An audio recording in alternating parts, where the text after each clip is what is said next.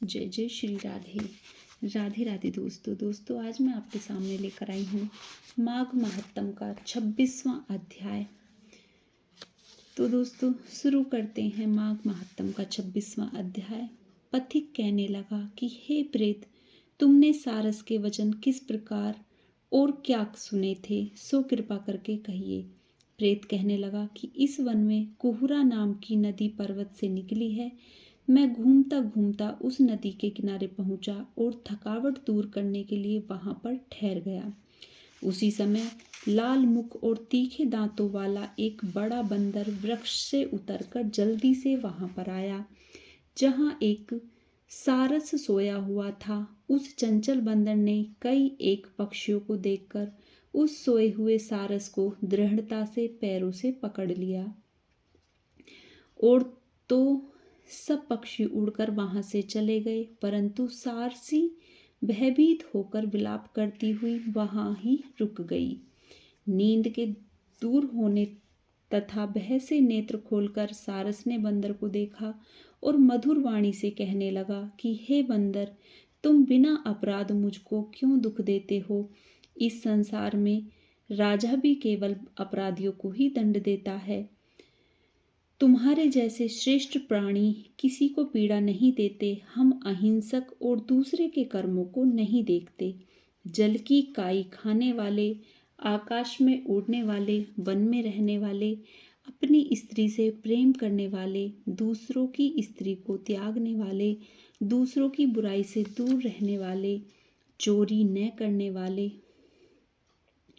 बुरों की संगति से वर्जित, किसी को कष्ट न देने वाले, सो इस प्रकार मुझ निरपराधी को हे बंदर छोड़ दो। मैं तुम्हारे पहले जन्म के वृतांत जानता हूँ। यह वचन सुनकर वह बंदर उसको छोड़कर दूर बैठ गया और कहने लगा कि तुम मेरे पूर्व जन्म का वृत्तांत को कैसे जानते हो। तुम अज्ञानी पक्षी हो और मैं वन में घूमने वाला हूँ।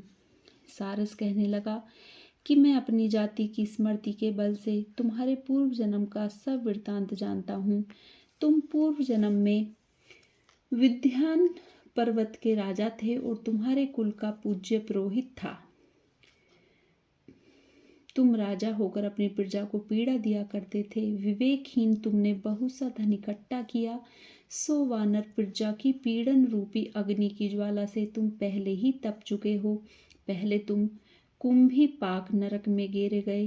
तुम्हारे शरीर को नरक में 3000 वर्ष बीत गए। फिर नरक से निकालकर बचे हुए पापों के कारण इस बंदर की योनि में आए और मुझको मारना चाहते हो। पूर्व जन्म में तुमने ब्राह्मण के बाग से लूटकर बलपूर्वक फल खाए थे। उसका यह भयंकर फल हुआ कि तुम वानर और वनवासी हुए।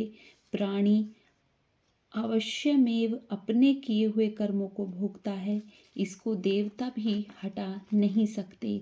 इस प्रकार मैं सारस का जन्म लेकर भी अज्ञान से मोहित नहीं हुआ।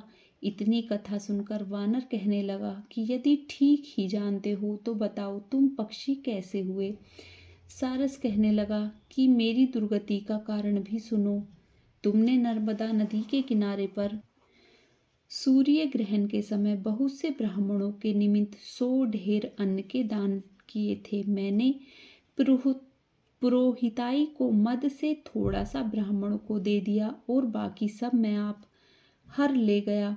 इन ब्राह्मणों के दिव्य का अपहरण करने के पाप से मैं पहले काल सूत्र नरक में, फिर रक्त कुमुर्ग नरक में, जहाँ पर बड़े बड़े कीड़े थे और रक्त तथा पीप से भरा हुआ नाभि तक नीचे सिर और ऊपर पैर किए हुए पीप चाटता हुआ उस दुर्गंध वाले नरक में कीड़ों आदि से काटा जाकर 3000 वर्ष तक उस यातना को भोगता रहा।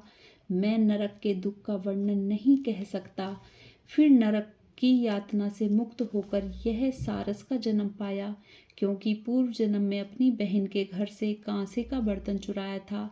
इसको मैंने एक जुआरी को दिया, इसी से मैं सारस योनि में आया। यह मेरी स्त्री पिछले जन्म में ब्राह्मणी थी, इसने भी कांसे की चोरी की थी, इसी से यह मेरी स्त्री और सारसी हुई।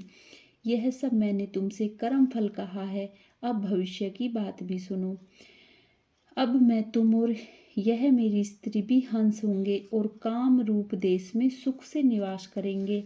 फिर इसके पश्चात गौर योनि में और फिर जाकर दुर्लभ मनुष्य योनि को प्राप्त होंगे। इसमें मनुष्य पाप और पुण्य दोनों ही कर सकता है। इस प्रकार शिव के माया से यह सारा जगत मोह को प्राप्त होता है। न केवल हम ही परंतु इस संसार के सभी जीव प्रवृत्ति मार्ग में फंसकर अच्छे और बुरे कर्म करते हैं और उनका फल भोगते हैं। इसलिए सब प्राणियों को धर्म का सेवन करना चाहिए। देवता, असुर, मनुष्य, व्याध, कीड़े मकोड़े सभी से यह कंटक रूपी मार्ग नहीं छूटता। केवल वेदांत जानने वाले योगी ही इस मार्ग से बच सकते हैं। इसी कारण बड़े बड़े महात्मा भी कर्म फल को टाल नहीं सकते। उपाय से तथा बुद्धि से कोई भी इसको नहीं बदल सकता।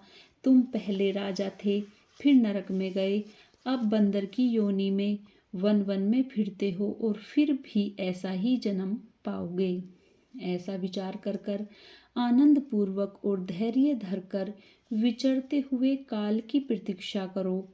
अब वानर ने कहा कि पहले जन्म में मैं तुम्हारी पूजा करता था, अब तुम मुझको प्रणाम करते हो। तुम जाति के स्मरण से मेरे पूर्व जन्म के वृत्तांत को जानते हो। आनंद पूर्वक रहो, तुम्हारा कल्याण हो। तुम्हारे वचनों को सुनकर मैं मोह रहित वन में विचरूंगा। प्रेत कहने लगा कि हे पथिक, मैंने नदी के तट पर बंदर और सारस का संवाद सुना, तब मुझको बोध हुआ और मोह तथा शोक का नाश हुआ। दोस्तों, यहाँ पर 26वां अध्याय समाप्त होता है। आपके सामने 27वें अध्याय के साथ फिर आपसे मिलते हैं। तब तक के लिए जय श्री कृष्णा।